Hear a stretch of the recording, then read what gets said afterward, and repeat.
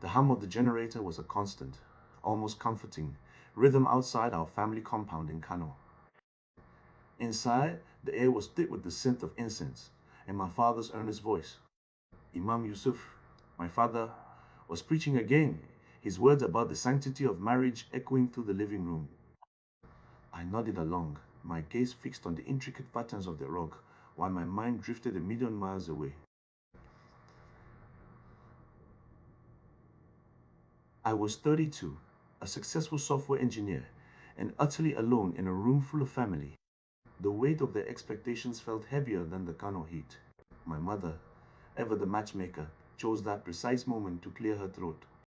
Aminu, she began, her voice sweet but firm, Aisha's mother was asking about you again. The name hung in the air, heavy with unspoken obligation. She was devout, beautiful, from a highly respected family. Everything my family dreamed of in a wife for their eldest son. Everything I, a man secretly questioning the very foundations of faith, dreaded. I excused myself, heading to my small private office, a refuge carved out from a quieter part of the compound. My laptop screen glowed, a portal to a different world. I scrolled through dating apps again, a futile exercise. In Kano, finding someone who was not deeply religious, or at least open to my silent doubts, felt like searching for a needle in a hayrick. Most profiles were filled with religious quotes, family values, and expectations I could not meet. The few times I tried to hint at a more secular outlook, conversations either died or became awkwardly evangelistic. I remembered Hadiza from university, bright and curious. We almost, but my fear of family judgment had kept my lips sealed about my true thoughts, and she eventually moved on to someone more overtly pious. That was years ago, and I had not truly tried since. The next evening, I found myself enduring a scheduled date with Aisha. We sat in a quiet corner of a restaurant near Fage, the polite conversation about our professions and families barely concealing the chasm between us. She spoke of her devotion, her spiritual goals. I nodded, feigning interest, my mind screaming. How could I build a life on a foundation of lies? How could I marry someone whose core beliefs were so fundamentally different from my own? Especially when those beliefs were so central to her identity. I liked Aisha.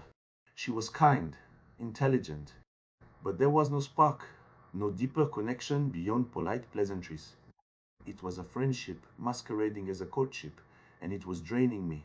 The pressure mounted daily. My mother's gentle hints turned into outright pleas.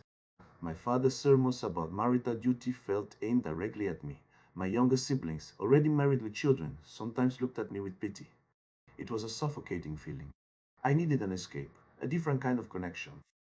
I decided to attend a local tech meetup, advertised online for software developers and startup enthusiasts in Sabungari, a more diverse, bustling part of Kano, known for its mix of cultures and businesses. Maybe, just maybe, I would find someone who spoke my language, beyond just code. The meetup was a whirlwind of ideas and code.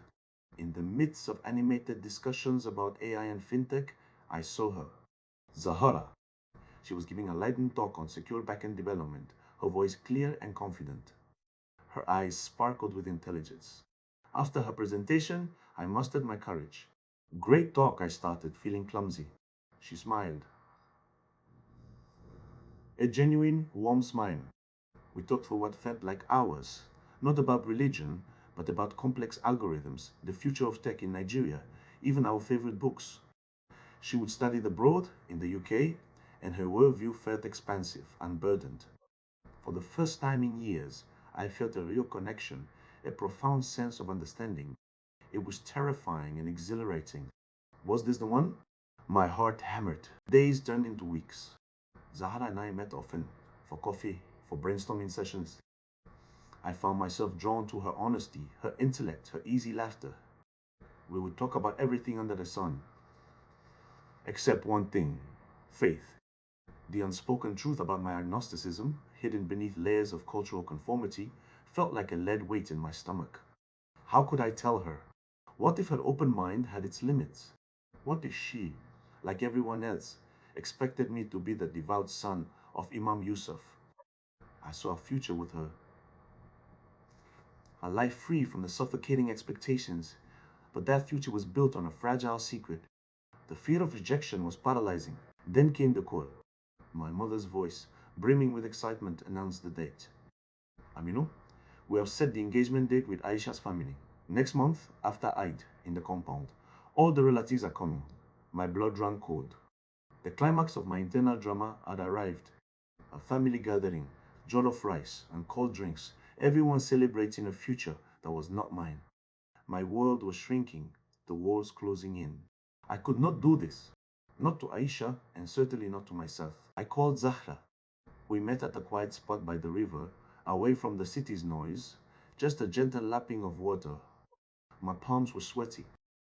Zahra, I began, my voice a croak. I have something I need to tell you. Something very difficult. I looked at her, truly looked at her, and saw kindness in her eyes. I took a deep breath, and the words tumbled out. All of it. My upbringing, my father the Imam, my slow, agonizing journey to agnosticism, the crushing pressure, the arranged marriage to Aisha. The truth finally was out. She listened patiently, without interruption. When I finished, a heavy silence hung between us. I braced for the judgment, the disappointment. Instead, she took my hand. Aminu, she said, her voice soft. I understand more than you know. She then shared her own story. Not agnosticism, but a journey of questioning, of seeking a more personal, less dogmatic relationship with faith, after years of strict religious schooling abroad. She too had faced family expectations, albeit different ones. My parents want me to marry a doctor, a lawyer, someone established.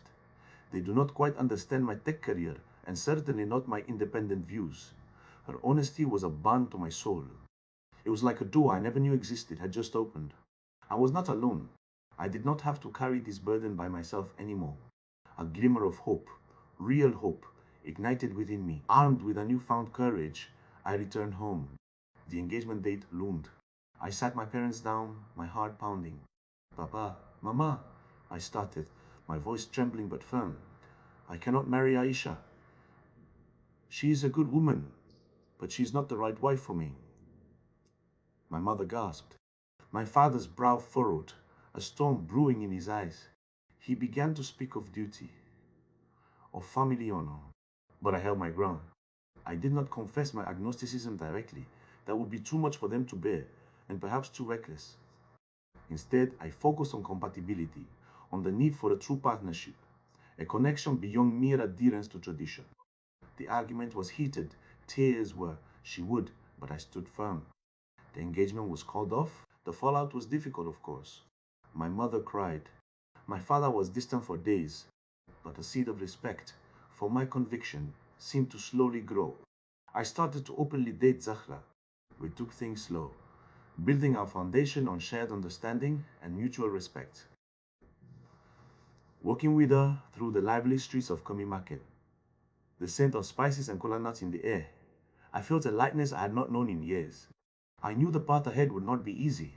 My family would eventually ask about Zahra's background, her faith, but for the first time I was not afraid. The fairy tale I once dreamt of was not about perfect alignment with tradition, but about finding someone who saw me, truly me, in all my complexity. And with Zahra in the heart of bustling Kano, I finally felt like I was beginning my own story.